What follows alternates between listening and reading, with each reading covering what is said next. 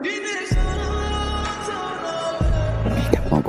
বল, ভাবি মা খেয়েছে, মেয়ে পছন্দ হয়েছে, পছন্দ হয়েছে বলে মেয়ে একসাথে কথা বললা সময় নষ্ট করা শুনছে। মেয়ের আংটি পরাই দাও।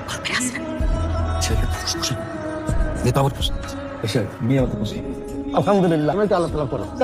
বুঝাস সাথে কথা বলতে চাই। এটা কি বানতে চাস? জীবনে কোনো মায়ের লয়ে কথা বলছিস? জীবনে কোনো মায়ের লয়ে কথা বলছ না। কি আবল তাবল কবি মায়ের যে বিগড়াইয়া এগুলো মেয়ে নিজেই তোরে রিজেক্ট করে দিল। রিক্স নিবি? আমি যেভাবে শিখাই দিই ওইভাবে গিয়ে কথা বলবি। খবরদার কোনো করিস না। আমি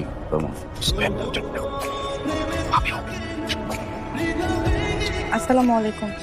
কেমন আছেন? বিষয়টা খুবই অদ্ভুত লাগে আমার কাছে। জি। ছেলেপক্ষ যখন দেখতে আসে মেয়ের একটা অদ্ভুত ক্যারেক্টার নিয়ে থাকে, মনে হয় ভাজা মাছটা উল্টে খেতে পারে না। বিয়ের 2 দিন পরে বোঝা যায় মাছ তো দূরের কথা, কুকুর সহ দূরের কথা। এটা আপনার ভুল ধারণা, সবাই এক হয় না। সব মেয়েরা না সেম লাইনটাই দেয়। জামাই যখন 12টার সময় বাসায় আসে তখনই খেলা শুরু হয়ে যায়। আরো একটা দিকে তো আসতেই পারে, এটা তো তার স্বাধীনতা।